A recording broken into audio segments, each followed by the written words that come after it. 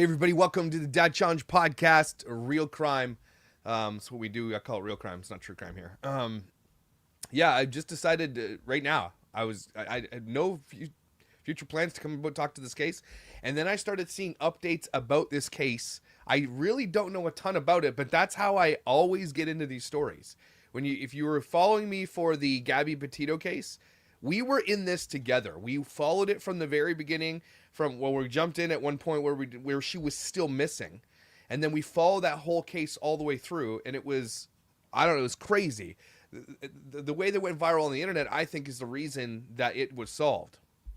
So, shout out to where everybody's from. We got some people from Scotland, from South Africa, Netherlands.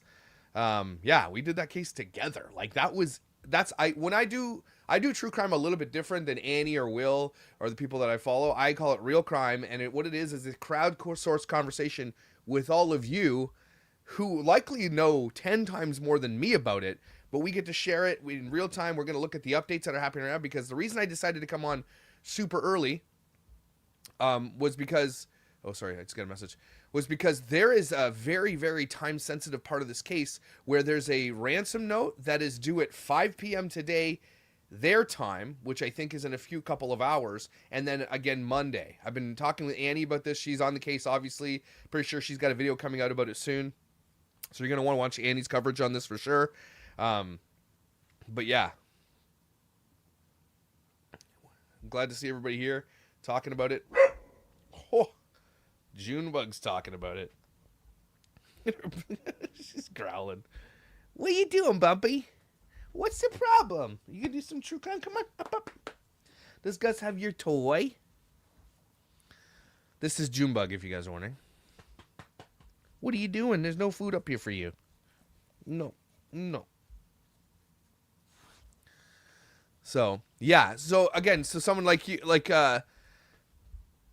Cat in the Shadows, you've been studying this case. It's wild. You probably know 10 times more than me. And so, again, when we have this conversation today about this case, you guys are going to be telling me a lot about what I don't already know. So, it's going to be crazy. I've got a little write-up here. We can get into it. Yeah, they had the press conference, which we're going to look at Brian Enton's coverage of the press coverage, because it was pretty crazy to me. Junebug, go. She's mad because Gus stole her toy. They arrested a person not for the ransom note. I'm pretty sure they arrested the person. It was fake. If I'm not, and again, I'm probably wrong, but what I've heard so far is that there was somebody that was demanding Bitcoin and it was fake. They were fake, and they were arrested for that. So, Junebug, Gus, give her the toy. You're just sitting there with it. Here, go in your bed. Go get it. Yeah, it was fake, right? That person was just trying to capitalize on the moment and take them for all they're worth. So let me read this right up to you.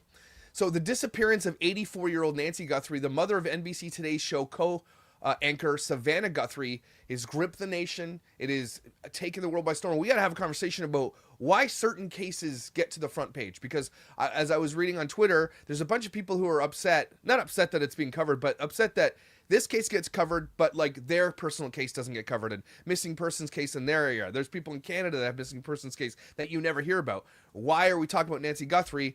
Likely because her daughter's famous, right? She was abducted from her home, or allegedly abducted from her home in the Catalina foothills near north of Tucson, Arizona. Last seen on the evening of January 31st, 2026, when family members dropped her off after dinner. Now, she's close with her family for sure. Nancy was reported missing the next day after she failed to appear at church, which is crazy because she's a very much church-going lady. She goes all the time. So her to not show up at church was a big deal, which I think is part of the reason this is getting caught on so quickly, because she wasn't at church, and that's a big deal, right? A routine she never missed. Authorities with the Pima County Sheriff's Department, now joined by the FBI, quickly determined foul play. Her doorbell camera was disconnected in the early morning hours of February 1st. Blood confirmed by DNA to be hers was found on the front porch, and evidence at the scene strongly indicates she was taken against her will, possibly while asleep. As the investigation enters its fifth day on February 5th, 2026, today, Officials emphasize they believe she's still alive and out there, though no suspects or persons of interest have been named. One of the most important parts of this case that's really time sensitive is that she takes a medicine that she can't be without for more than 24 hours. And it's been 5 days. So I'm not sure if anybody who's more up in this case, does anybody know if the medicine that she takes was taken with her? Right? Because that would indicate to me an inside job, right? So if she's got medicine that she needs to take or she cannot survive, and that medicine was taken, to me that seems like that's inside. Someone knows what they need to be doing to keep her alive. So,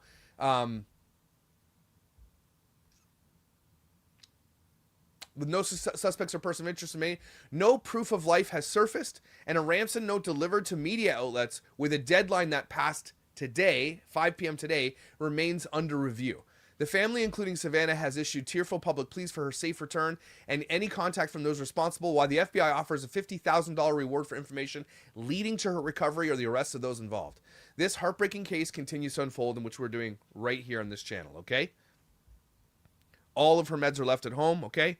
Yep, so this tells, now, again, to me, right off the top, they clearly don't know that this woman, maybe, or it's done on purpose, but if she can't survive without this life-saving medication for 24 hours, like, I mean, I suppose you could stretch that and all that kind of stuff, but that's pretty dangerous at a spot we are right now.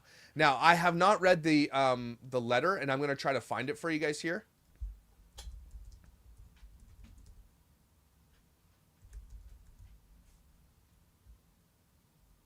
I don't know if it's available, actually. It was delivered to all the news outlets.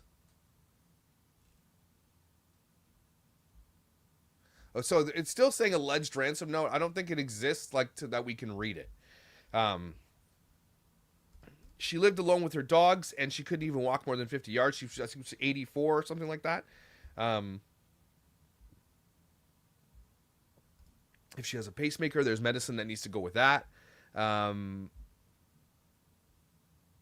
In the press release today, one person was arrested and charged for one of the ransom notes. Now, were they charged for the ransom note, or were they charged for pretending to be the person so they could collect Bitcoin? I think that's what is going on here. Yeah, I don't think they published a note. I can't seem to find it. They say that she does not have her meds. Her pacemaker disconnected from the Bluetooth on her Apple Watch at 2 a.m. We cannot read the note as it has details in that potentially only the kidnapper would know. And that makes sense.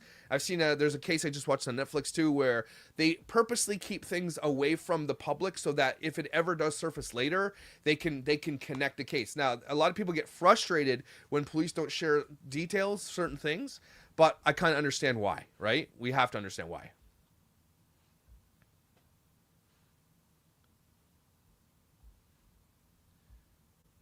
Now, Paige, I'm not trying to knock what you're saying here, but this is a crowdsourced conversation, and everybody can say what they want in this chat. Now, if you're blatantly lying, we're all going to be able to call you out. But if you've got questions, or if you've got some ideas, this is where we throw them out. When I did the Gabby Petito case, this is what we did. People threw out all kinds of information, all kinds of ideas. It is a crowdsourced conversation around what could have possibly happened. We're not trying to say if you don't know, but you have a question about it, you're allowed to ask that question. If you're making up lies, don't be a douchebag, which is what I think she's trying to say here. Okay? Discussion is not misinformation. Good point. So we're going to read this, what's the deal with the son-in-law and stuff. I've got some more information on that kind of stuff here. But I want to show you guys some, the Brian Enton. Is it Brian Enton that did it? Yeah. I'm going to show you his video on YouTube here. He just got out of the press conference like an hour or something ago. And let's take a look at it.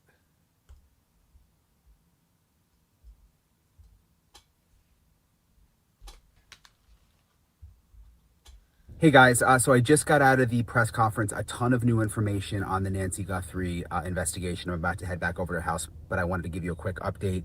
The FBI says that in the ransom letter, there is a deadline of 5 p.m. today. That is the first deadline in the ransom letter, and the second deadline is for next Monday. Now, it's important to know that this is Arizona's 5 p.m., I think, Tucson, Arizona, which I think is 3:42 right now, if I'm not mistaken. I could be wrong about that. Anybody in Arizona want to confirm with me what time it is right there? It's 6:42 where I am, which I think Arizona's 3 hours behind me. Oh, it's in 18 minutes. Oh, I'm totally wrong then. Alexa, what time is it in Arizona right now? Arizona has multiple time zones.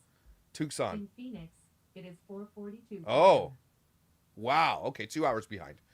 Okay, so it's 4:42 in Arizona right now. Okay, so this is doing 15 minutes. Okay, important to note. They said that the FBI is not giving us a timeline on when the first ransom note came in, which I asked that question because it's important, because the FBI says that in the Nancy Guthrie ransom letter, they make some specific notes about facts related to Nancy Guthrie's iWatch and also to a floodlight on the property. And it would be important to know when the letters came in because the iWatch has been in the news and images of the house have been in the news, and the FBI acknowledged that that's true. So I was curious when the first letter came in. They're not giving us that information though. They actually have already made an arrest in terms of an imposter, someone who had an imposter ransom demand, which is interesting. They say they're taking this ransom letter seriously. And that any action on the ransom letter in terms of whether to communicate with someone or whether to pay someone is going to be up to the family. They've announced a $50,000 reward in the Nancy Guthrie case. They won't discuss whether there was forced entry into the house. They said that if you look back at my Twitter, I put the new timeline, but it's interesting. Nancy Guthrie took an Uber to her family's house on Saturday night. It sounds like they drove her home, the family, and then she went missing in the middle of the night. There was a doorbell camera that detected a person on camera, but there is no video available. They have not identified a suspect or person of interest in the case. We're just not there yet, is what the sheriff said. The blood on the front porch was tested and came back to Nancy Guthrie. I think that there's a little bit more, but that pretty much sums up the headlines anyway. Sorry, my brain is mush. I just got out of there, but I'll keep you guys posted. I'm going to head back over to the house. Okay, so that's what we have so far. And again, I understand why the police are kind of keeping things, but here's my question, and I don't know how this all works, okay? I really don't.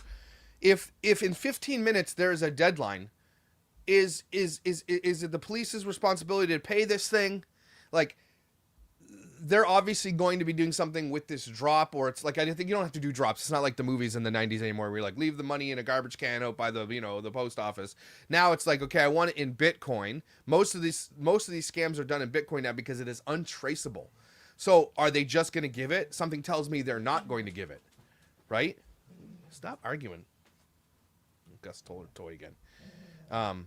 The interesting thing is why two deadlines? The first deadline is probably, here's my take on it, is likely give us this much money and we will show you proof of life. And then the second deadline is we want the rest of it and we will release her on Monday. That's what I think is probably, that's the first thing that comes to my brain. I'd love to see what other people think, to be honest with you. 2 cameras are missing off the front and back door of Nancy house. This one kind of gives me pause because I'm like, okay, well, they know where the cameras were. Can you guys stop? Stop. Here. How do you approach? First of all, you have to know where a camera is to approach it from this side. So if I know, like, I have a camera, you can't approach my. I have many cameras around my house, but you can't approach my camera without being seen on it. It looks like she has a long porch, which we'll look at here in a second. We'll look at the photos of everything, but it looks like she has a long porch. So he could have, the person, I say he, but the person could have easily went along. So this says a nitrile glove, but this looks like a t-shirt. This is not a nitrile glove. So ignore what that's saying at the bottom. This is her house here. This is looks like the backyard. And so you've got these long areas of porch where they could approach from like in here, right? And knock cameras off, right? If you look at the front house, TMZ, fuck TMZ, man. Epstein file TMZs. See, here's the thing. If this is the front of the house, how did this person walk into this little dome here and not get caught on camera? That's my question. Right? There's a picture of them right there. Nancy with Savannah Guthrie. There's the picture of the blood. I don't know if you guys can see that by the porch. So that right off the top, that gives me pause to be like, okay, that's crazy. Like, they were not messing around, and they took this lady for money. News article, Savannah says, we are ready to talk, as she breaks down in tears during a gut-wrenching video while pleading to her mother's captors. We can watch that video if you guys want to as well. So it's very rural, someone says, and so easy to. But the thing is, where the cameras are located, to me, it seems like it'd be very hard not to get caught on camera. How does that happen? Unless you approach that camera really, really, really, really, really fast, okay, and smash it off with a piece of wood or a hammer or a rock or something like that. There is a way to do it, because if you see how that, I should bring this back, but if you see how the front of her house is, let me get it for you.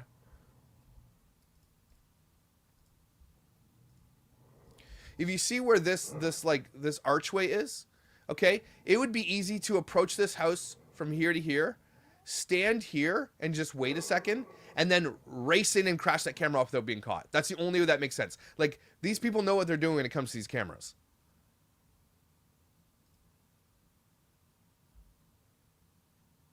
Her neighborhood does not have streetlights. I think the person went in through the back and smashed out the doorbell from the inside. It may be, but I think that's possible. And then they just took because the doorbell said it caught somebody. There's a doorbell in the front and the back, right? Connected to the same account, likely. And so at night it is pitch black. But if you can't, I keep taking the damn picture down. I should keep it up. But if you see here, I don't know if you can, there are two lights right here. There's a light right here. There's lights leading up. And so if a person enters into this little area, they are going to be illuminated by all of these lights. So I think what people are saying, approaching from the back was likely the way that this happened. Probably coming in through here, through the side entrances. Doesn't look like there's a fence around the property. Could have come through back here, and just kind of went in. Now, again, maybe the back lights weren't on, and that's a possible way they got around it.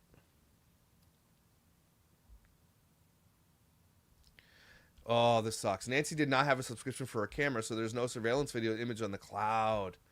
And the company said they don't have anything at their end. So it just says someone's at your door. You get the little pop-up that says it. Guys, if you're going to have a Ring doorbell, and I'm not trying to lecture people, but like, please, if you're going to do it, spend the money. It's like 30, 40 bucks a year. Spend the money to put that information on the cloud. You never know when it's going to come in handy for your neighbors, for yourself. I have like 7 cameras on my property, all going into a cloud that updates me in real time, and it keeps it forever. And if I want to download those things, I can download these things. So that makes 100% more sense here, that she didn't have a subscription, and all it did was show her that someone was at the door. But that also gives me pause to be like, okay, well, did that person know that she did not have a subscription to the doorbell, right? She's going to learn on her phone that someone was in the yard, but they don't have the video. And this is another thing that's really important to note, that she has no dementia. She's sharp as a tack, mobility and pacemaker on heart meds. So she has mobility issues, but she's not, it's not like she like took off from her house because she's got like dementia or something like that. It's nothing like that has been ruled out. So it's not an accident. She didn't leave. She didn't walk away. Somebody took her. Obviously, there's blood on the porch. The police, the FBI believe someone took her. Obviously, there's a ransom note, which they are taking very seriously. They think is real. So you can just eliminate that, because a lot of people are going to instantly go to that, right? $2,500 reward is initially from local Arizona nonprofit. Please stop spreading the $2,500 reward is initially from. Okay, well, now I know that there's a $50,000 reward from the FBI. Again, just don't spout misinformation, the word misinformation. Some people just don't know. But if you don't know, just like, hey, I think this is what I heard. And then we can correct you, or you can correct me, or whatever. Don't say it as fact. Too many people in these chats say things as fact when they absolutely are not fact. Okay? 50,000 reward now from initial 2,500. They're saying ransom note is fake, guy in custody. No. I think the ransom note is real, but a person reached out to them and said, I want Bitcoin, and then they arrested that person. So they don't think the ransom note is fake. They think the person that was trying to get the money out of them secondary was fake. Does that make sense?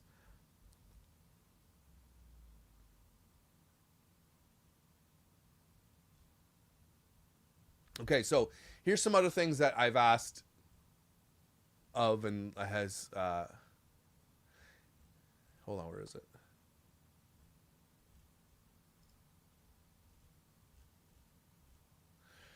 Who are people saying could be behind all this? And I have asked to include the rumors as well. Now, I'm not trying to say, I'm just saying this is what the world is talking about in this case.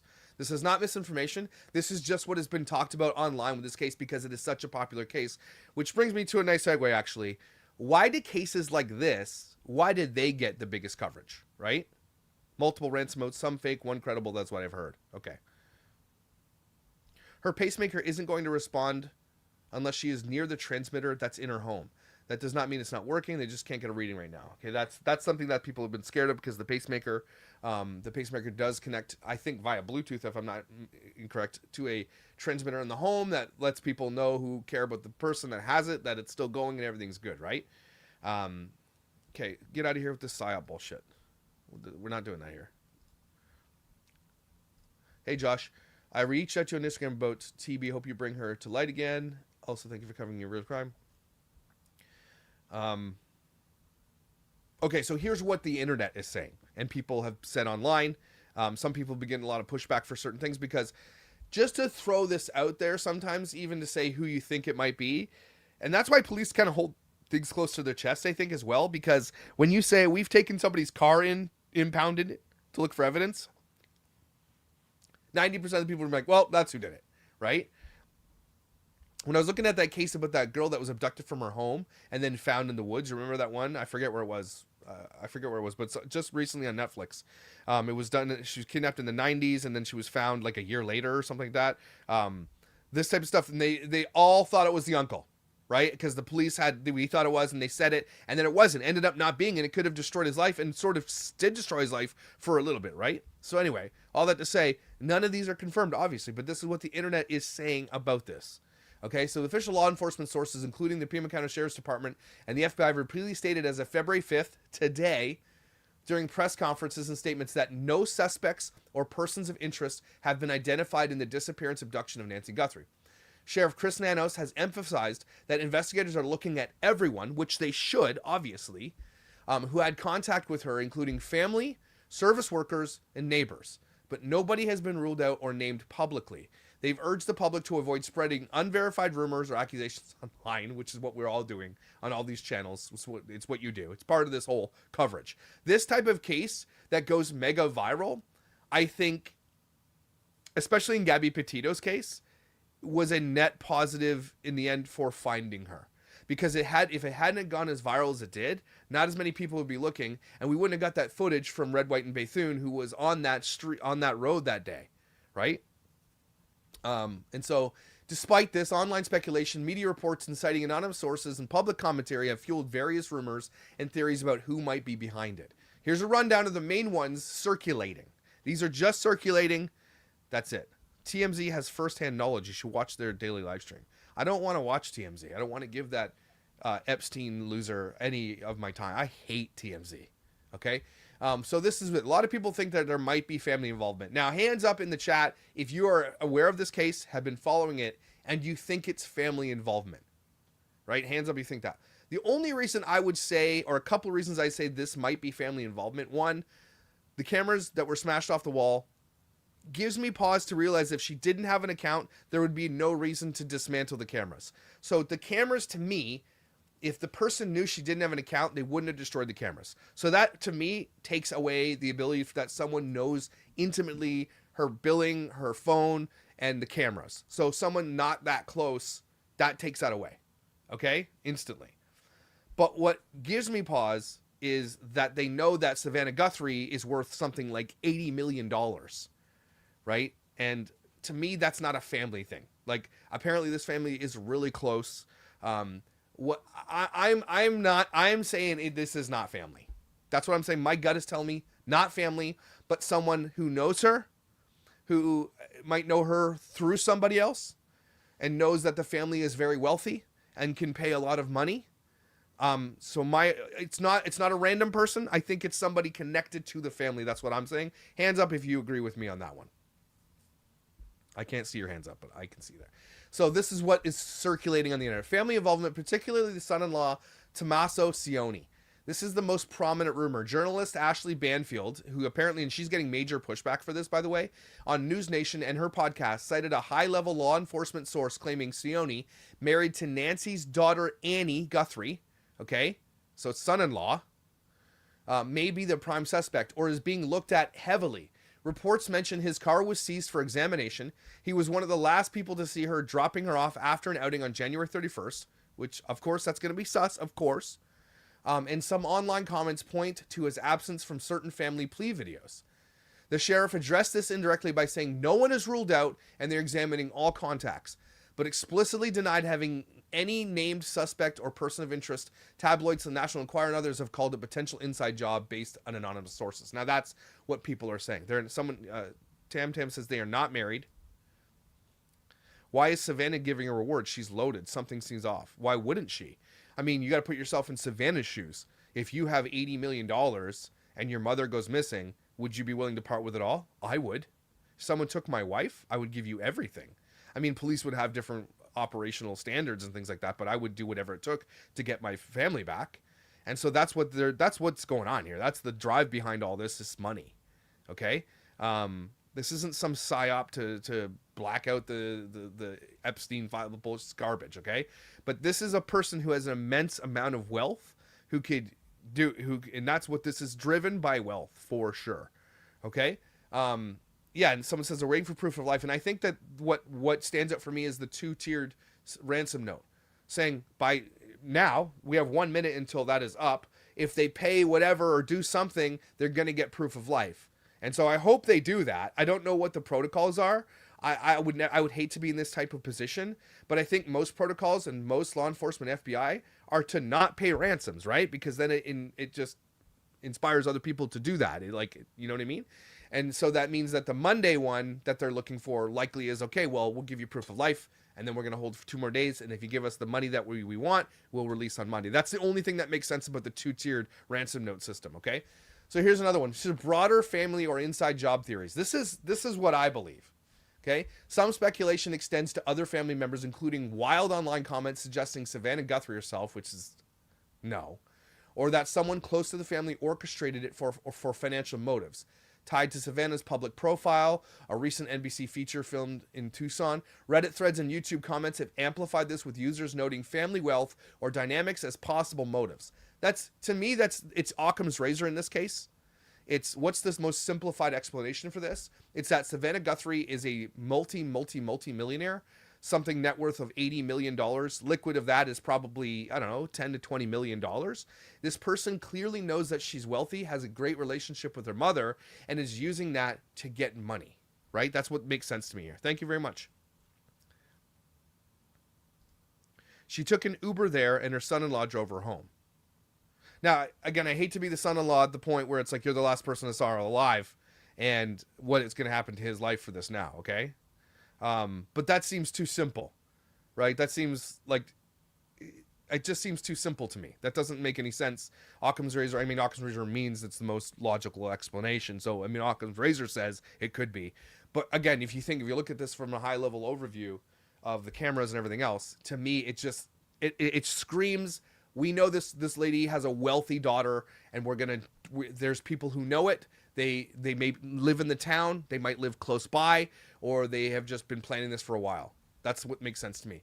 Targeted professional kidnapping. This is likely what I think is going on, involving experienced criminals. Ex-FBI agents, profilers quoted in outlets like New York Post, Raw Story, and Fox News have theorized this isn't a random or amateur crime, pointing to the disconnected doorbell camera, blood evidence suggesting a struggle, no forced entry signs, and the ransom note insider details as indicating planning and possible multiple abductors. One former agent suggested she could have been taken across the border to Mexico. Others describe it as not a kiddie crime, meaning sophisticated, not opportunistic. Some tied to her high-profile daughter. This is it. This is, to me, it. This is professional criminals who know who she is and took her, probably did take her to Mexico, and are just, again, 2-tiered, saying we will give you proof of life for this amount of money, because if something happens in between that period because she doesn't have her meds or she's sick or whatever the case may be, they'll still get money out of it, right? Or they've got proof of life that they filmed before or have before, so they can get money out. Maybe, and I hate to even whisper this into the ether, is maybe she's already gone and they had proof of life before and they're just using that as a first level tier to get money. This is a good point, because I know you're right about this. You can get medicine in Mexico like without a script for a lot of medicines that you need scripts for in the US and Canada. Okay? And so this is, yeah. I mean, this is why you do have security if you have millions of dollars. But she lived in the country. She wasn't a very famous lady. Her daughter was. But yeah, this is just, I think what this is going to do is give a lot of people pause who are wealthy, who have parents that don't have security, who live dangerously as in like they live normal lives. This is going to be, I think, a big moment in time where you're going to see a lot of people start to be like, because if this happens to be the case and this person does make that money or these people make money off this, you're going to see a bunch of this happening. This happens, I mean, doesn't this happen in third world countries and things like Mexico all the time anyway? Cartels kidnap people, kidnap politicians' children to get what they want. Like, this is something that happens all the time, just not in our part of the world. This is very unheard of, which is why this case is so crazy. I mean, partially because Savannah Guthrie is one of the most famous anchors in the world, obviously, or in the US, but partially also because this is a crazy ransom and there's no evidence of anything. So that's kind of why. Savannah was going to the Olympics for work. She canceled after this. I mean, obviously, she canceled. That makes sense. FBI would be able to tell when video of proof of life was taken. It's true. You can do some pretty... but at the same time, as a person who edits video for a living, there's ways to get around that, everybody. 100% there's ways to get around it.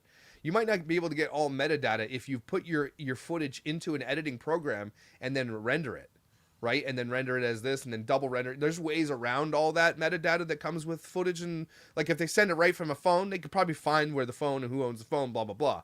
The metadata inside of a thing, a picture or a video that you take with your phone is vast. Okay, you don't even know the amount of metadata that's in every picture you take on your phone. It is vast, okay? But there is ways to take footage, edit it inside of an editing program, render it out, and you lose all of your metadata. The children also addressed AI in their message they put on camera, which we should look at. I haven't seen that.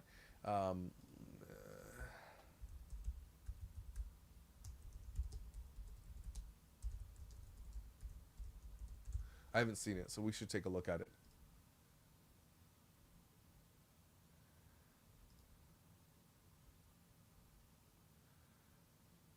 Is it working?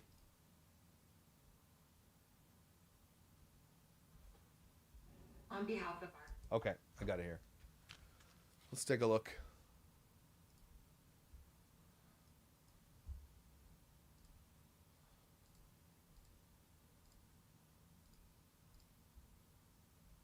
Here we go.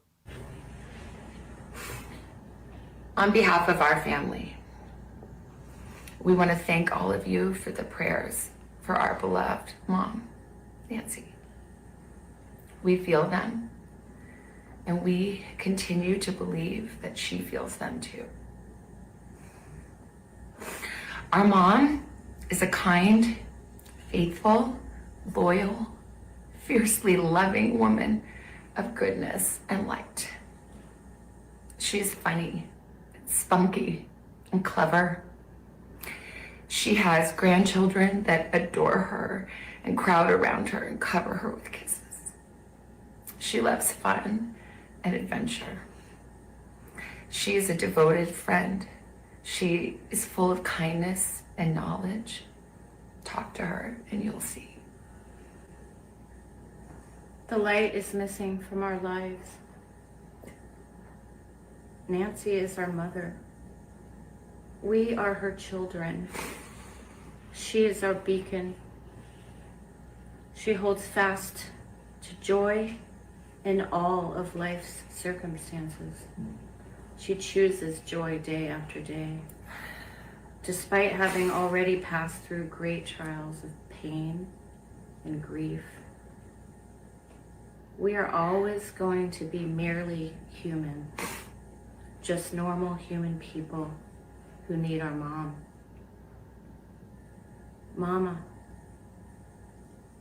Mama, if you're listening, we need you to come home. We miss you.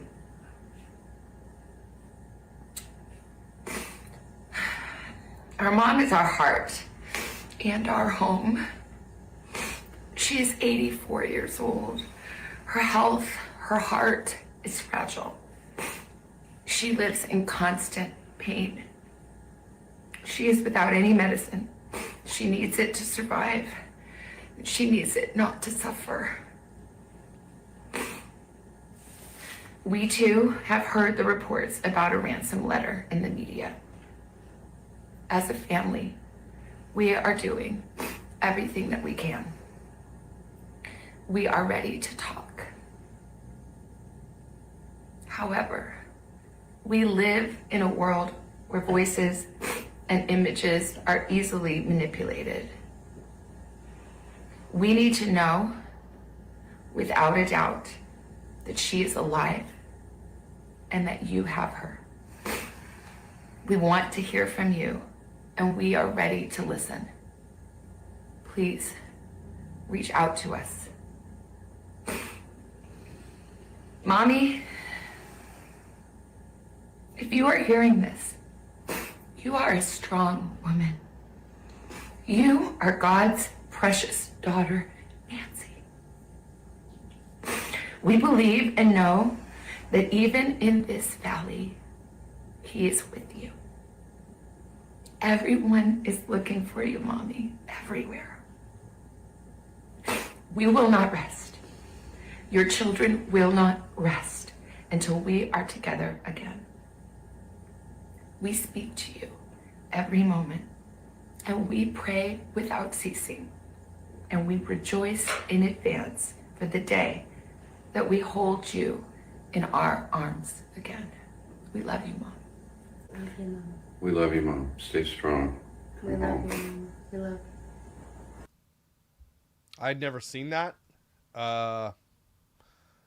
I can understand why people are saying there's some weirdness in that video. That was performative to a degree. I get that, but maybe they've been coached to do that for a reason, like by the people that work in law enforcement stuff. Say you have to that. I can't. I would never. I don't know how I would ever come up with that stuff. But that I would be destroyed, wrecked beyond all measure. I don't know. That yeah, man. That was a bit weird to me.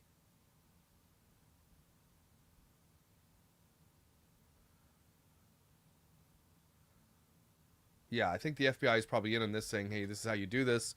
Here's some things you should put in your letter. It's heartbreaking no matter what, but like something, yeah, this is FBI consult. That was weird. Also, being aware of being recorded can make someone comfortable. Not Savannah Guthrie, considering this is what she has done for the last, 3 decades of her life.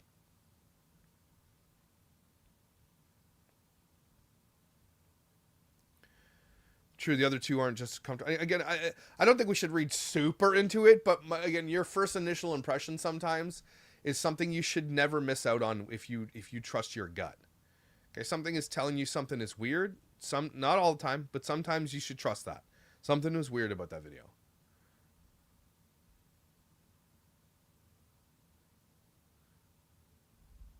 That was weird. Okay. Here's a couple more ideas that people say random or opportunistic abduction.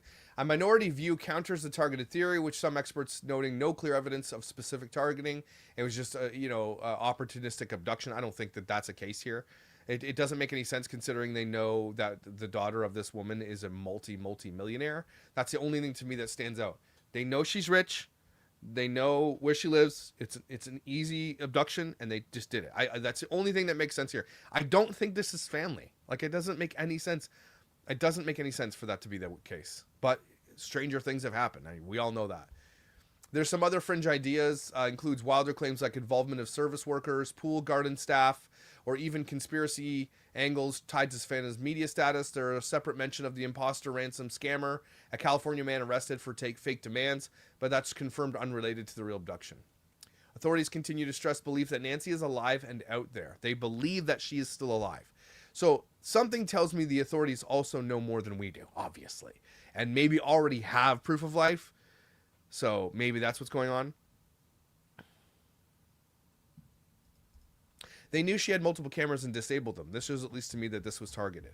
Now, they saw the cameras, and like that's why I'm thinking. I think you're right about this. That it's a crime of opportunity, not not like quickly made. This was planned by professionals who scouted the house first, knew where the cameras were, but they didn't know she didn't have cloud, which is really important. I think that takes away any family involvement that would really know, because why smash cameras off that you know aren't connected to the cloud, that can't share photos or are even capturing photos, right?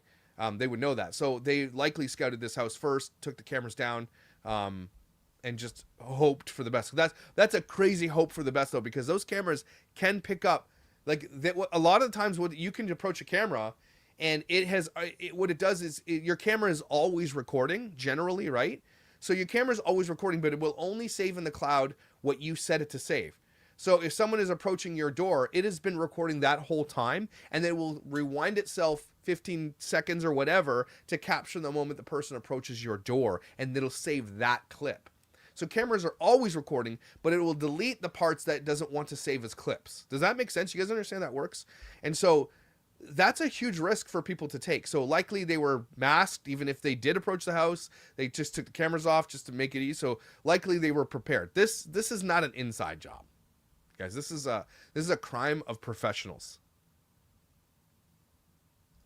I believe the police said they did not take the cameras, but they did take them off of the door. I don't think they took them, but they destroyed them probably. Unless they realized the camera itself doesn't have a hard drive in it, knowing it was going to the cloud, but think it could be on the device itself. Now, no, most cameras don't go to hard drives, not this day and age with the internet. Some do. Some go to like a hard drive inside the house and stuff. But not Ring doorbells. They don't have hard drives built, or they do. I don't know if mine doesn't. Most don't. They go to a cloud. And so likely these professionals approached the home dressed, like hiding their features, took the camera off anyway, and then went out the front door, smashed that camera off too. It sounds like the back door was open. That's what it sounds like here. The blood found on the porch, again, sounds like they went in through the back door. They took her, maybe smashed her head off the door trying to get her out or something, and then it was bleeding, or she was scratched or something like that, because it was her blood. It was nobody else's blood. It's not defensive blood, like she didn't scratch somebody. It's her blood. So something went on. She fought a little bit inside that when she was being... Or they knocked her out and they hit her with something, and then when we were taken out, it was just dripping. Because we don't know if there's blood found in the house. They have not told us that. The sheriff said they never said the camera was smashed or the abductor did anything with them beyond disabling him. I think they say disabling, and disabling to me is smashed it with a rock off of the door. That's disabling a camera. The police say they don't have the cameras. Again, it won't really matter. There's not going to be any evidence to found if the cloud isn't capturing it. Any struggle. Elderly people have thin skin, and if she was on blood thinner, she would use it. That's a great point that you're saying there, and I highly agree with you on that one.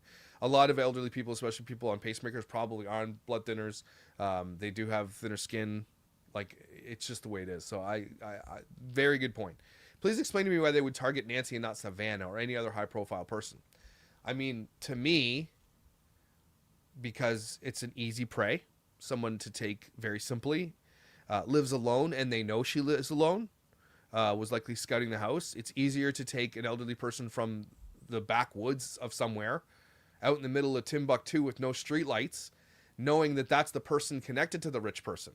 It's a lot harder to take Savannah Gutherie from her probably gated community where she lives in a mansion somewhere. Okay, very much harder to take her. So take the easiest target of the family so that you can demand Nancy Gutherie pay you millions. That's a no-brainer, in my opinion. The tiny red dots usually mean high velocity strike or aspiration. Interesting. Got Dexter here in the chat. Thank you very much.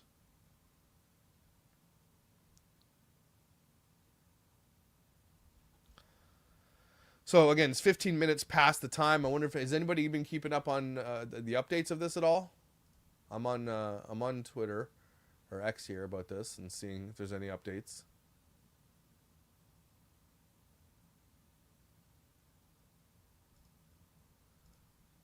See if there's any latest updates. They probably also didn't think that people would notice Nancy missing so quickly. Now this, I don't know about that. I mean, I don't think anybody knows at all, but like abducting from Saturday night, if you did, here's another thing that kind of like throws me for a little bit of a loop, because if they were doing the research on her and it was pre-planned, they know this woman is very much a churchgoer and goes to church every Sunday, and so not showing up at church the next day would be a big red flag. So that throws a little bit of a wrench into like these people studied for hours or days or weeks to find out where she was, what her schedule was, and all that kind of stuff.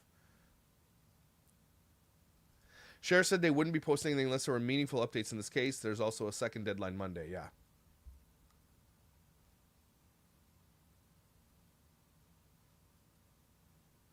Cameron is former military, and that is his personality. That's what people are saying. The Cameron, the brother, was sitting there kind of acting quiet. And you can't expect everybody to have like the Savannah Guthrie treatment.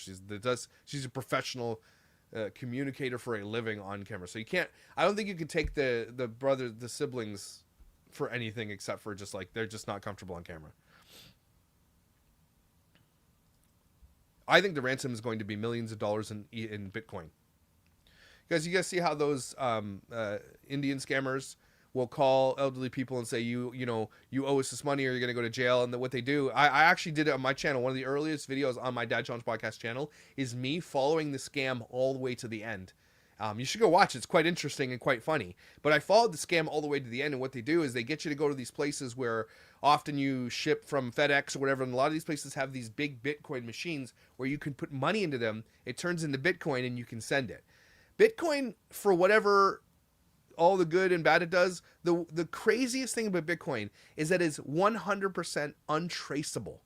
Okay, so you can send millions of dollars anywhere in the world with Bitcoin that can be transferred into money, and it is untraceable. That is the point of Bitcoin, to be unregulated by the market, right? And so this is what I think makes sense to me, is that they are just doing Bitcoin. They're asking for millions of dollars worth of Bitcoin, millions. And I mean, probably $5 to $10 million. I didn't hear that the ransom notes have all been debunked. Did you guys hear that?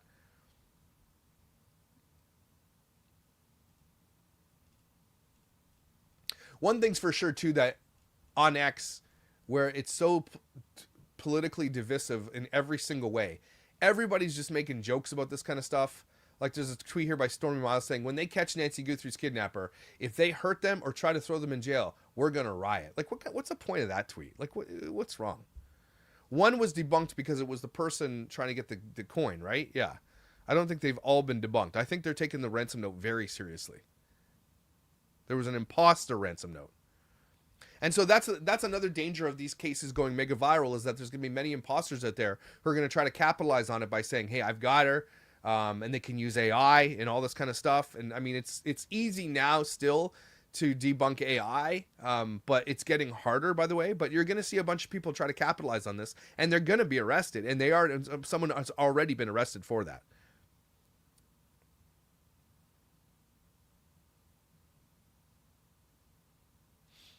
Why would Ashley Banfield lie about what law enforcement told her about? A lot of people lie about a lot of reasons. Maybe she's not lying, but she's probably just saying like someone close, and it's not someone close, and she's just trying to capitalize on it. Or she's right. You never know until the end, right?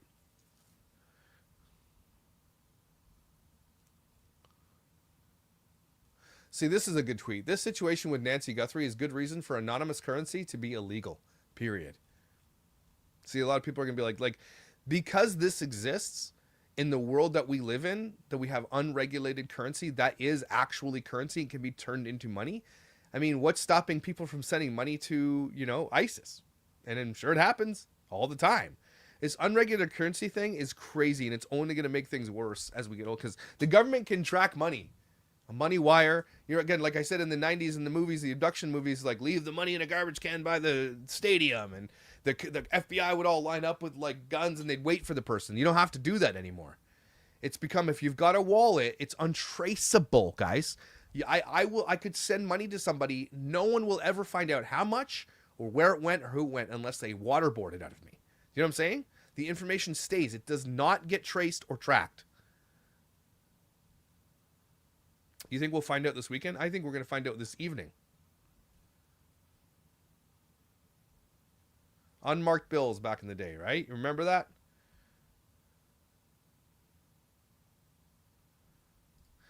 There's another channel by someone who used to be in the system, and he explained how he used Bitcoin and how it will never be traced. That's literally the point of these coins.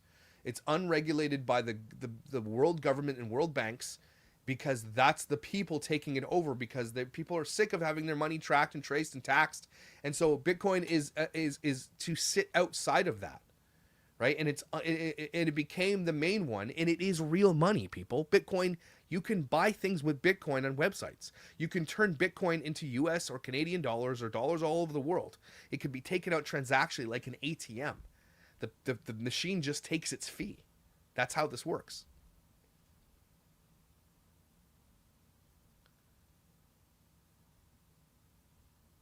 Timeline. You guys want a timeline?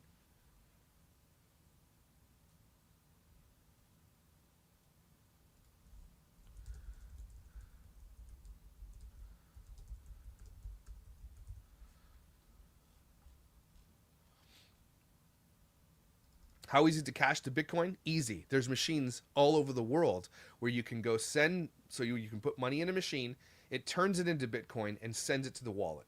And then when you get it in your wallet, you can then take that out of your wallet, put it in a machine, and cash it in. There's websites you can turn it into money. It's just like, it's currency, guys. It's legal currency.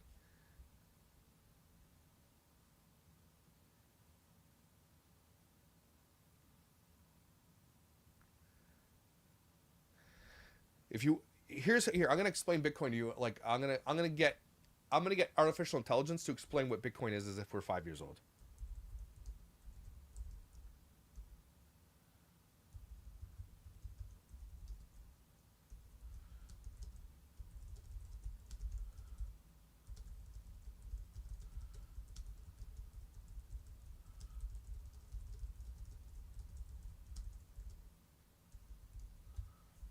All right. And if they pay Bitcoin, there's no guarantee. Exactly. There's no guarantees of anything. That's why this is such a crazy case. Yeah. If you forget your password to your Bitcoin wallet, you're SOL. For the rest, there's nothing that can get it back for you. That's how unregulated this is. It's to the point where it's like, if you lost your password or you lost your wallet code, you're done. Nobody can ever find it. It's just gone forever. There are cases of men out there who've lost millions and millions of dollars worth of Bitcoin and they'll never get it back. It's locked on a computer somewhere and they can't open the hard drive. It's crazy. Once a Bitcoin is transferred to a bank account, they can track it immediately from. Are you sure? Oh, into a bank account. Yes, I can understand. Anything put into a personal bank account will be tracked by the FBI. I give you that. But Bitcoin to Bitcoin or Bitcoin to cash, that's untraceable. Yeah. So here it is. Okay, imagine you're 12 and someone asks you about Bitcoin. Here's a super simple explanation. Okay, so Bitcoin is like digital money that only exists on the internet. There are no coins, no paper bills that you can hold in your hand. It's not made by a bank or the government. Instead, it's created and run by a huge network of computers all over the world that work together like a giant team. Think of it like this. Normal money, like dollars, is kept track of by banks. The bank has a big notebook saying you have $50, your friend has 20, and they decide if it's okay when you send money. Bitcoin is different. There is no boss bank. Instead, there's one super secure shared notebook called the blockchain that everyone in the Bitcoin world has a copy of. It records every time someone sends Bitcoin to someone else, like a person A sent 0.1 Bitcoin to person B. Thousands of computers check and agree that it's real before adding it to the notebook. No one person can cheat or change it because everyone would notice. It's impossible to cheat it. Okay? New Bitcoins get made when special computers solve really hard math puzzles. This is called mining, like digging for treasure with computers. The winner gets some new Bitcoin as a reward, and that helps keep the whole system running. What does it do? It lets people send money directly to each other over the internet super fast, even to someone in another country, without needing a bank in the middle. There's no waiting for approvals, and usually lower fees than banks charge for international stuff. You can buy things with it. Some stores accept it, save it like digital gold, or trade it hoping the price goes up.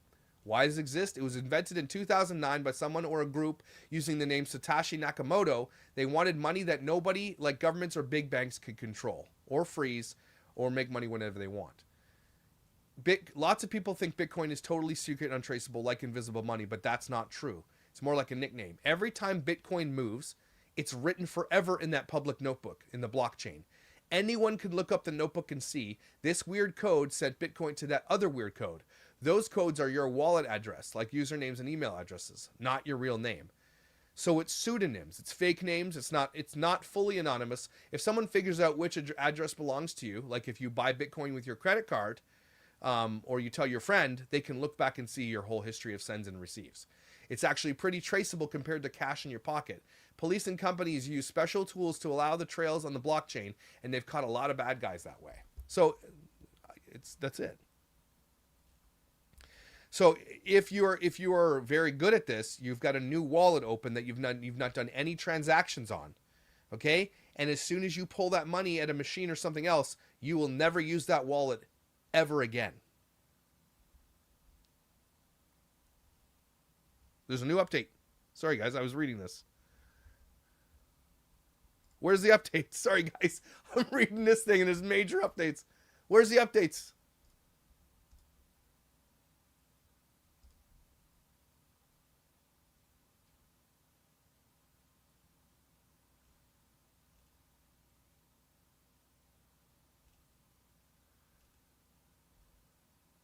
Where's the updates? Instagram. Okay, where is it? You guys, someone send it to me on Instagram.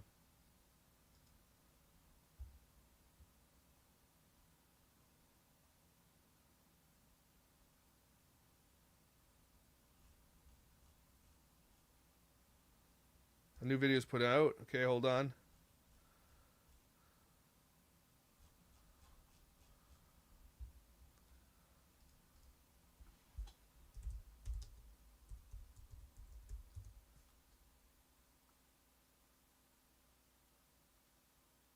Someone send it to me because I can't see anything. Twitter's not updating me. Oh, here it is.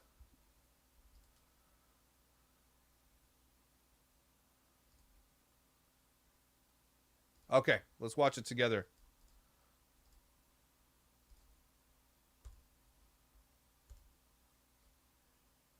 Okay.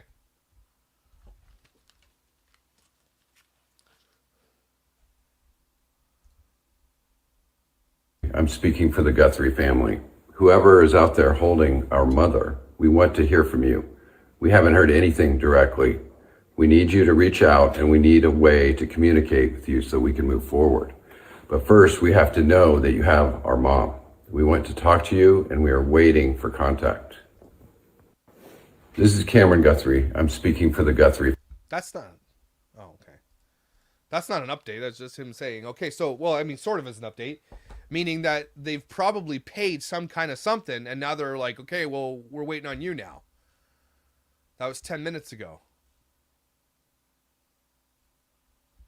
He's reading a script for sure. 100%. So yeah, something has gone down. Something has gone somewhere. They have sent something to someone, and now they're like, okay, this is likely what's happening is they were told in the ransom note that when you've done that, to put this video out? Is that what you guys think is going on? They want to know if she's live. Is the ransom saying once you've given us the money, I need you to go on your Instagram and make this post? Is that what people are thinking that is?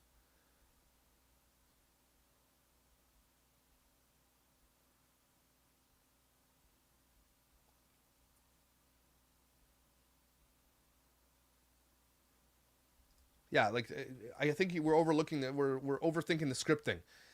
They have FBI behind the scenes here saying this is what you should say. He's not this. Don't overlook. Don't look into that too much. That's not. I think you're right. This is crazy. This the script, yes, but something tells me that it's tied to the ransom. Like they were told to do a certain thing after the ransom was paid.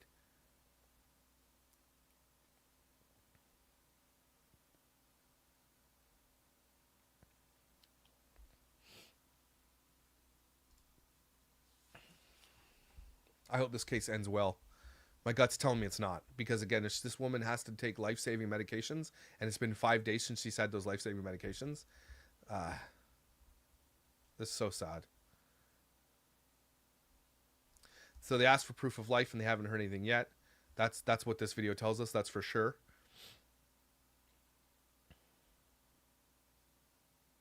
The deadline passed, and they didn't get proof of life. That's what he's asking for. That makes complete sense here.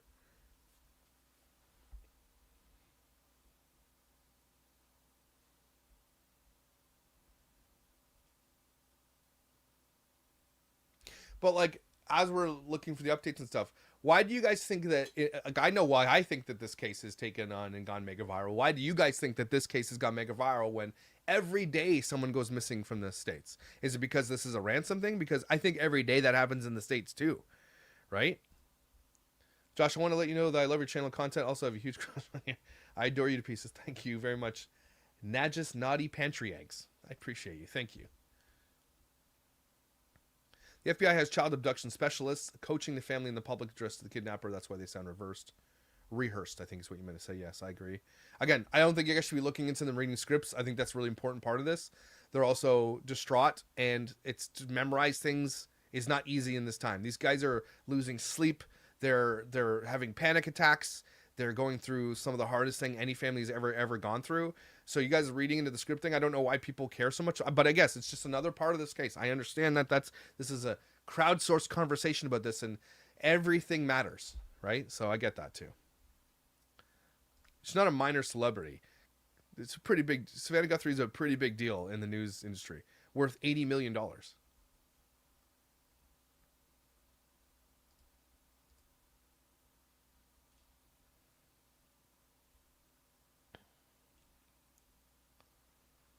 People who are commenting in here be like, "This is fake. This is why do you comment stupid shit like that?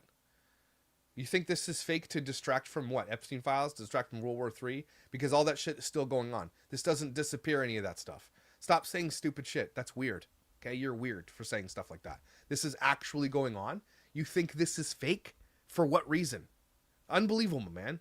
Try to stick to the if you don't go somewhere else. Then it's so weird when people say stuff like that.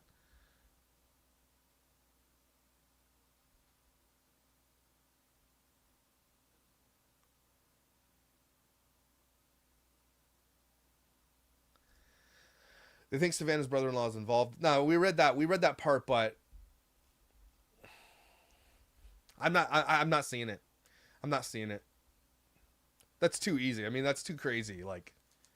But again, you gotta understand the police and FBI have to look at everybody for everything and all the timelines, and they have to just line it up.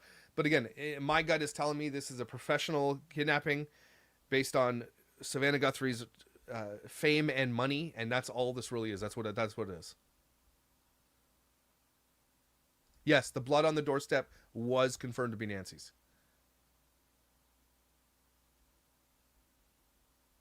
People think Kohberger's innocent?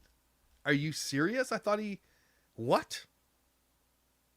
People think that? Man, there's some dumbass people on planet Earth, that's for sure.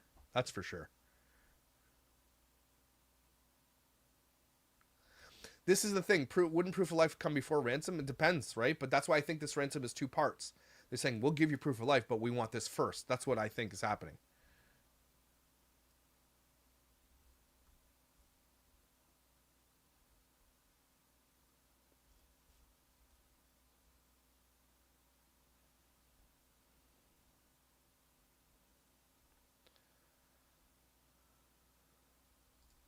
The $50,000 is if your tip leads to an arrest or brings her home.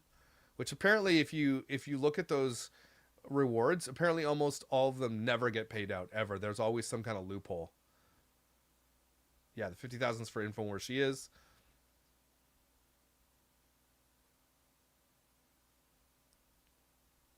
What's this? It's the TikTok detectives that want roommates to be involved because it makes the story more interesting. That's so. Kohberger did it. Isn't the knife just itself one of the biggest parts of the evidence of that whole thing?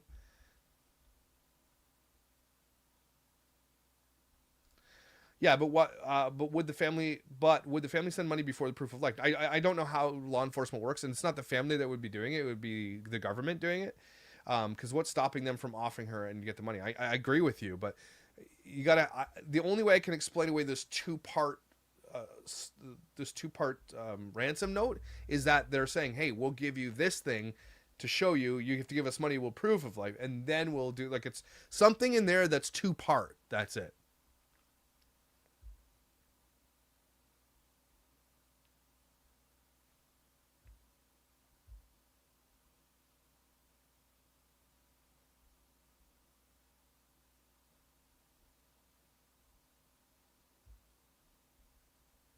See, the thing is, a lot of people can get mad at Savannah, but I bet you if you ask Savannah, she would probably give all of her wealth away to get her mom back. Like, I don't think she's holding onto her wealth.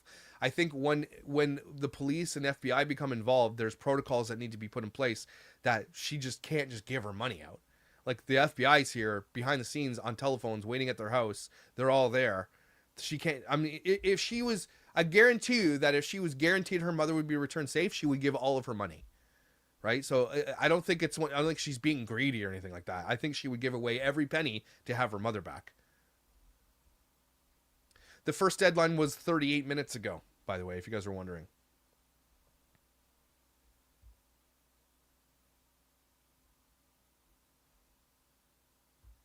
Yeah, the FBI's running this. Don't get it twisted, guys. They are there behind the scenes doing this whole thing. She can't just take 20 million out of her bank account and give it to a stranger. It's not going to work that way. They would never let that happen. You cannot give money to kidnappers, and this is another reason why, they don't, I guess one of the main reasons is because if you continue to do this and you continue to give money to kidnappers and for ransom and stuff like that, it's going to embolden other people to do this all the time. And so they all have to take a hardline stance on, we don't negotiate with ransom or with kidnappers or terrorists for that reason. Like, that's a hard line. You don't, because then it will embolden people to do it. An astronomy hotspot area, wrong terminology, so little no lighting in the area. It's an astronomy hotspot area, meaning, so there's no light pollution anywhere. And so that's the darkest place on Earth in Arizona where she lives. That's what she's saying here. It's so dark.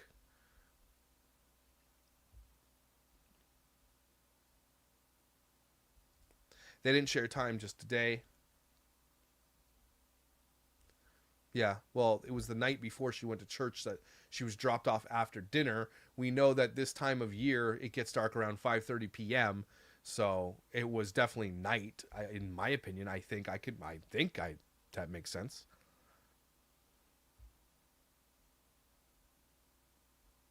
We don't know how much they're asking for. The police aren't giving away too much information. We don't know how much the ransom is. Yeah, it's easy to get proof of life either. You don't just need a video. You don't need just a call or anything like that. It's easy to just ask Nancy a question that only Nancy would know. That's a really, really good point. And again, they got professionals behind the scenes knowing all this stuff that we don't know, who have done this, who do it for a living. And so they're on it. You know that they're sitting there right now trying to figure this all out. If anybody wants a recap, this is the case of Nancy Gutherie, which is Savannah Gutherie's mother, who was abducted on, I want to say, was it the 1st? 5 days ago from her home, and there was no camera footage taken. There's blood on this doorstep that is confirmed to be Nancy's. The back, they think they came in through the back. They smashed both cameras off the door, and there has been a ransom note that we think up to this point is a 2-part ransom note. That was the first deadline for the first part of the ransom note was 40 minutes ago, 7 p.m. my time, 5 p.m. Arizona time. And that has passed, and so we're now just kind of waiting on what's happening. The only update has been from the son, who just said we want proof of life, sort of, saying we want to know our mom's okay. And up to this point, we just know that all we have is that we think there are some people believe it's an inside job. I don't believe that. I think it's a professional job. And it's because Savannah Gutherie is worth millions and millions and millions of dollars, and they're just trying to get money. That's what I think. Another couple more updates about this case that's really sad is that the mother... although sound of mind, has a pacemaker, has mobility issues, and needs to take life-saving medication that she can't go more than 24 hours without. Okay, and so there's a lot of that going on. The watch was not connected to the pacemaker. The doorbell wasn't connected to the cloud because they didn't pay for the subscription for that. And so there's no video footage or evidence of who it was or what they look like or the size or if there's more than one. So there's a lot of what ifs in this case. But it's making national headlines because of Savannah Gutherie. It's a millionaire. It's a ransom situation. So that's kind of where the case is right now. Do we know if Nancy was overall liked as a person? Apparently, from what I've been reading, she was a very beloved mother, grandmother. She was on the show a bunch of times. Everybody loved her. The people at church loved her so much that as soon as she didn't show up for church, there was calls made. So it's like she has a very, very tight-knit, close group of friends and people who loved her. It seems like she was a very sweet lady. So I think, yeah, it's a good question. But I think all accounts The reason it's going mega viral too is because this is a sweet, innocent lady who doesn't deserve any of this. And she was majorly loved in the community.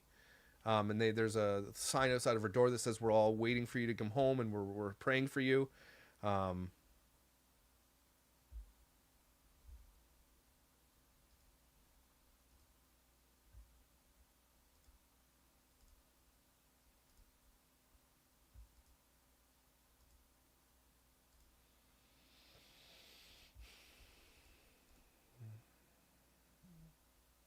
Yeah. Oh, interesting.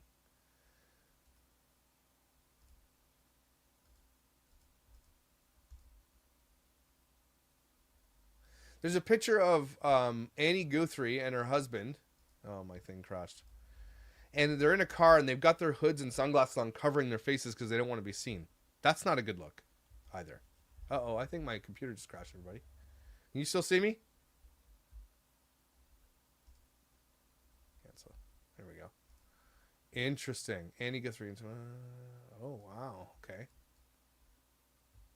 going to get that picture for you guys so you can see it.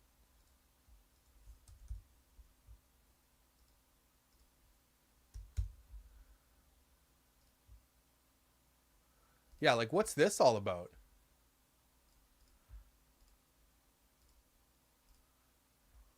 What's going on here? You can see that? They're trying to hide from cameras and stuff. I mean, I understand maybe they just don't want to be... But that's kind of like... Yeah, I don't know how I feel about that.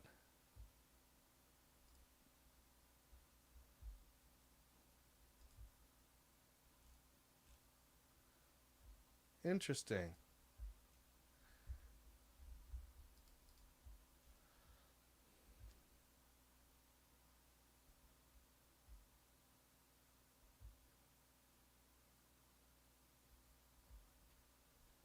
Because some rumors are saying this that he's involved. Yeah, but I don't see it. I really don't see it.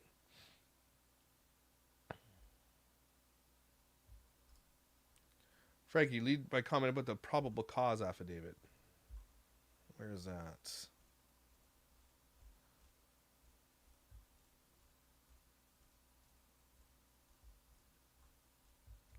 I'm looking. Post it again, Frankie. Post again. Annie Savannah's sister. Okay. Weird. Oh, that was the one in the video?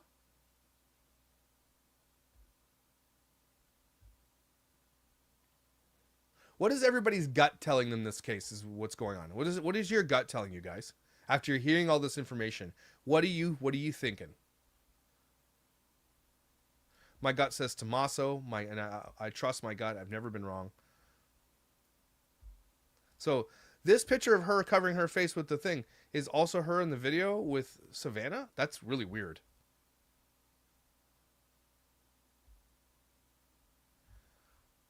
The mother was out with this, I think, with the kids for dinner, I think, or was that someone's house for dinner, and they dropped her off afterwards.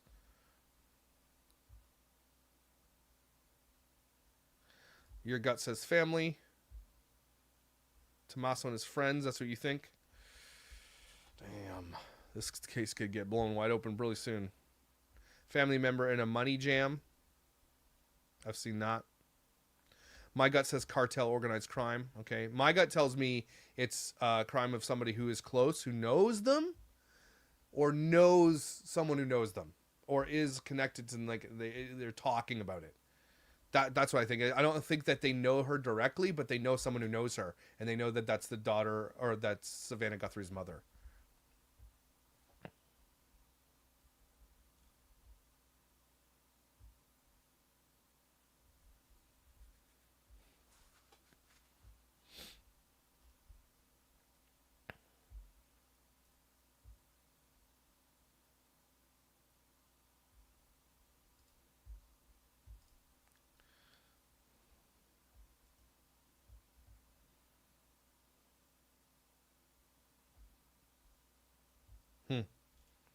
Seeing that picture kind of pissed me off, but I don't know why they're trying to hide their face. What's the point of hiding your face inside of a vehicle? What are you trying, like, that's not a, don't do that. Just don't do that.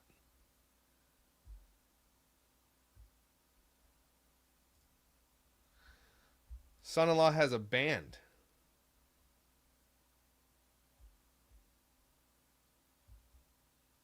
Pacemaker and no meds. Person knows her habits.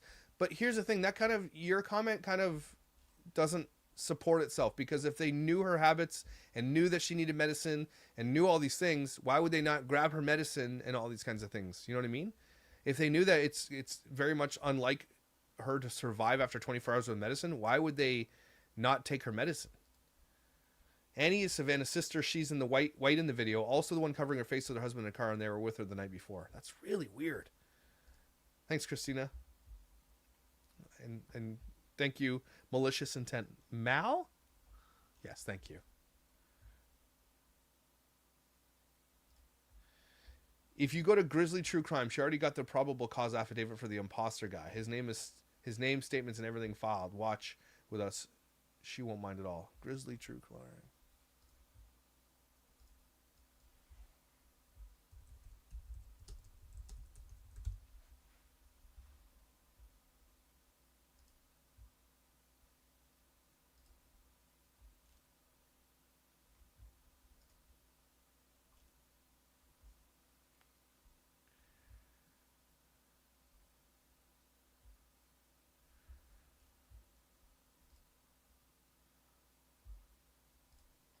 Something to mention is in Tucson, where she lives, is very affluent. It's up in the hills, hard to find unless you know where you're going.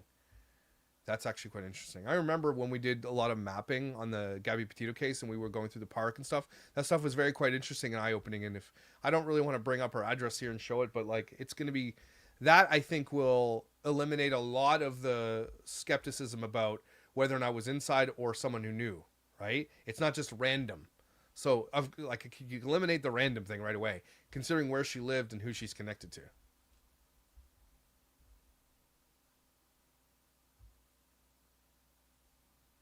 Why grab her if you know she needs medication to stay alive? This has to be someone that might have done work at the house.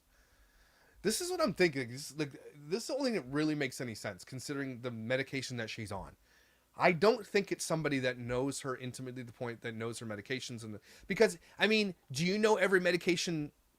Now I'm going to be the devil's advocate to myself. But do you know every medication that your grandmother takes or every person in your family takes? I think the only person that would know intimately that medication is possibly people that need to help her with it, to pick it up for her or whatever. I don't think everybody would know about the medication too. So that's kind of a devil's advocate in that scenario. Like, does she tell everybody I have life-saving medication? You know what I mean? Like, that's a pretty important point.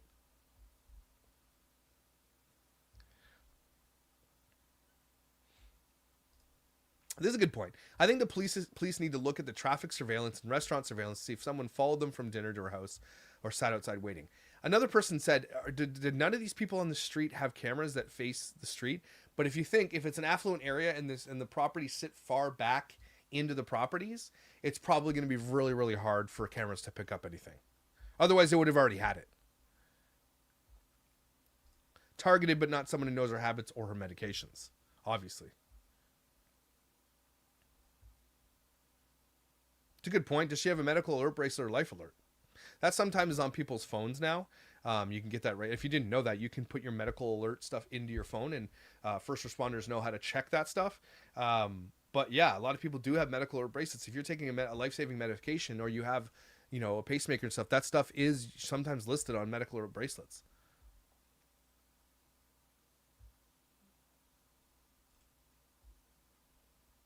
Yeah, cell phone pinging in that area. Good point, Meg. That stuff has become very, very popular. But if they live in the boondocks out in the middle of nowhere, sometimes you don't get cell service either, right? But also could be, if you do get some cell service, could pinpoint who was out there at that time. But a professional wouldn't take a phone with them.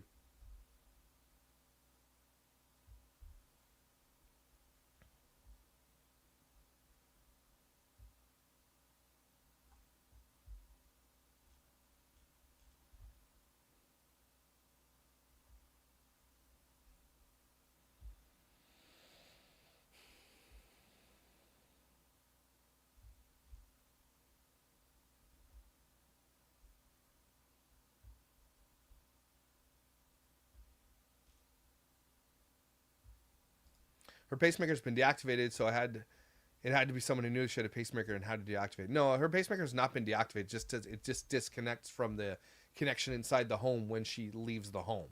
It's not been I don't think they you can't deactivate a pacemaker.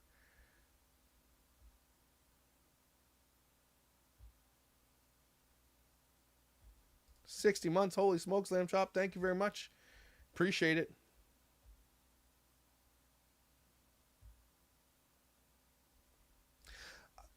Does anybody know if they haven't given a time? I think they're just saying it is any time between being dropped off after dinner the night before and church the next day. That's all they're saying.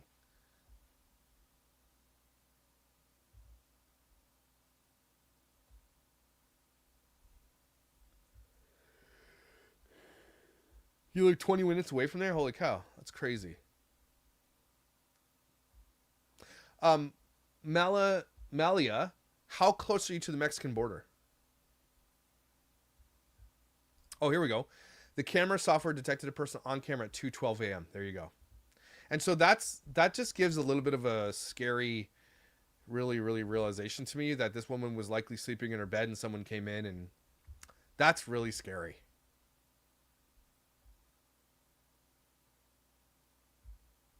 Detected a shadow at 2:15.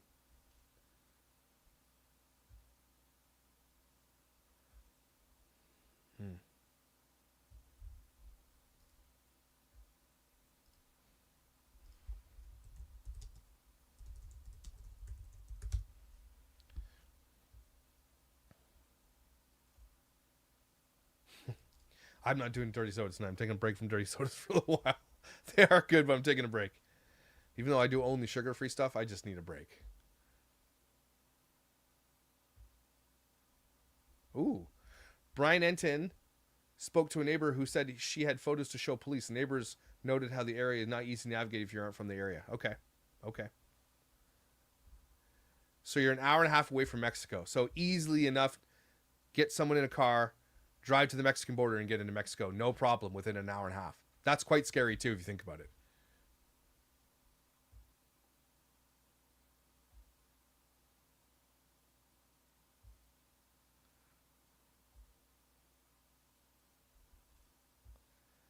Oh, that's so scary. So here's the timeline.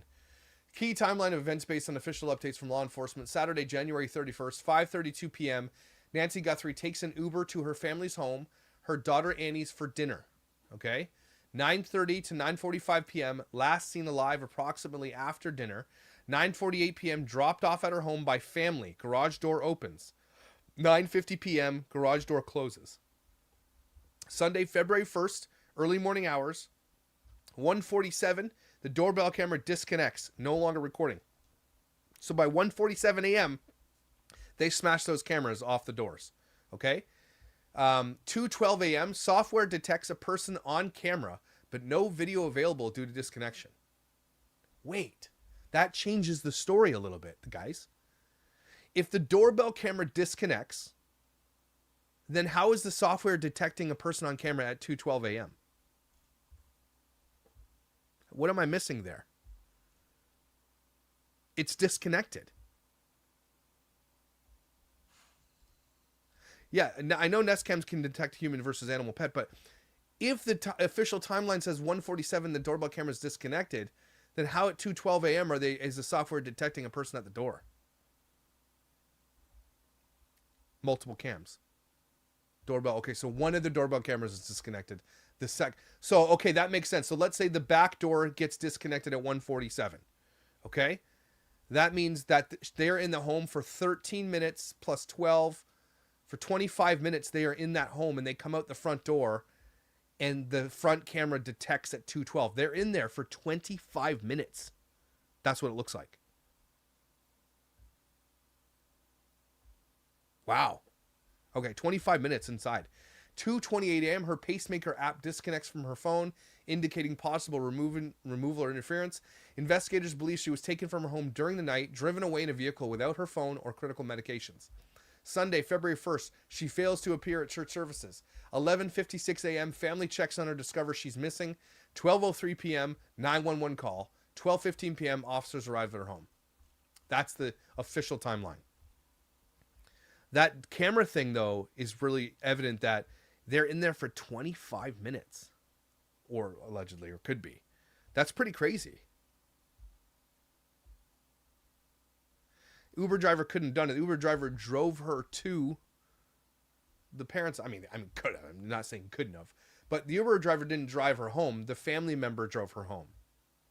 So it's not like an Uber driver showed up and then came back later. Shadow detected at 2:12. Pacemaker lost connection at 2:27. So that makes sense, right? They take off at about 2:12 a.m. at the front door. Then it takes the pacemaker an update to say, well, this isn't here. It keeps trying to update, then completely disconnects. Wow, this is giving me kind of anxiety thinking about that. I'm not going to lie.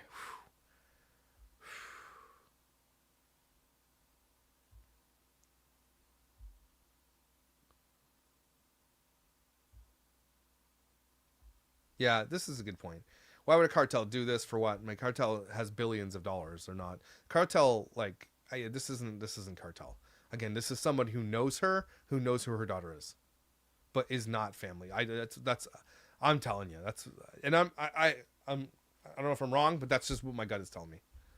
Someone who knew her vulnerability. I mean, she's an 84-year-old lady. She's vulnerable, right? But the reason why I don't think it's family is because of the medication thing, right?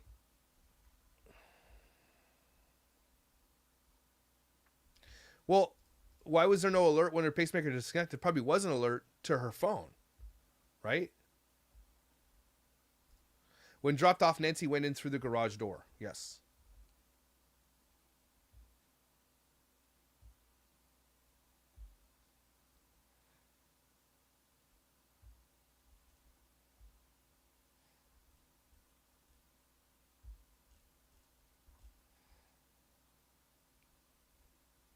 Do we know that there's a ransom note for request for actual money? Could they want the daughter to say something specific on the news? Yeah, we don't know what's in there for sure. It's going to be interesting to see what they come up with now after the first deadline is passed. But this case got super mega viral right now, and there are like those people who have this woman. I hope that they're just going to leave her and let her be discovered and try to get away and not do anything to hurt her. This has gone super mega viral. Like, this is unbelievable. If I'm covering on this channel where I cover child exploiters, this has gone mega uber viral. And so I hope that is in Nancy's favor and they get scared and run away.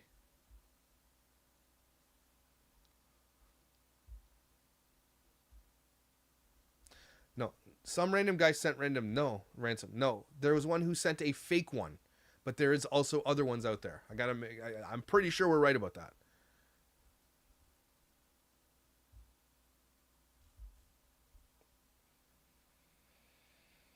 A lot of people are saying that it's a care provider or a gardener. That's what I've been seeing, a lot of that.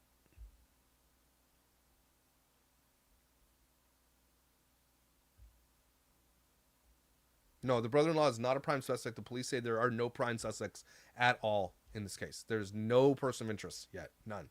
They're looking at everybody, but there's no person of interest. When police have a person of interest, they will tell you, we have a person of interest. They won't tell you who it is, but they'll say they have a person of interest. But there is no person of interest so far in this case.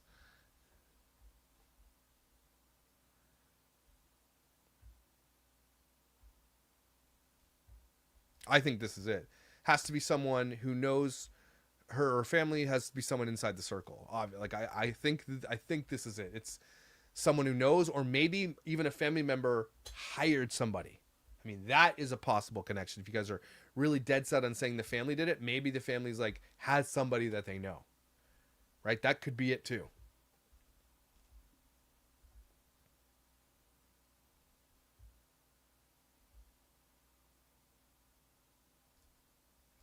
Not necessarily. So, but someone has to know the house to smash every camera.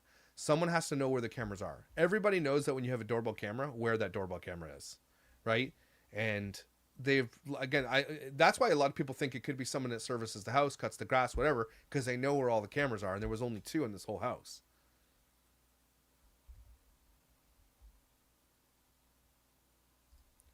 I mean, this is why it's an open source conversation here.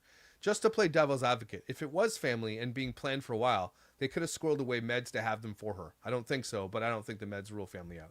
That's a good point. I mean, I'm saying rule everything, right? Everything is a possible scenario.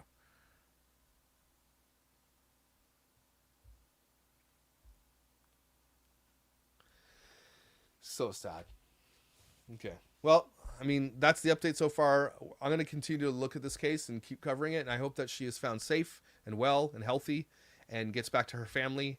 But it's a very, very interesting case. And I wanted to cover it because it is actually, it's going mega viral right now. And it's, part of me is like, why? But I understand part of me is it piques people interested in the type of case because it's something we rarely get to see in real time anyway. And so leave your comment below if you didn't get a chance to do in the chat what you think. And yeah, let's pray for her safe return and pray it all ends well here. That would be the best outcome here. So guys, thanks for joining me on my real crime series. We don't do it very often, but when we do it, we have a conversation, and I think it's really important. I like that everybody has something to say, and sometimes you give something I've never thought about or other people haven't thought about. It's really, really, really interesting. So thanks for being here. I appreciate you, and I will see you tomorrow. Doherty Dozen video. See ya.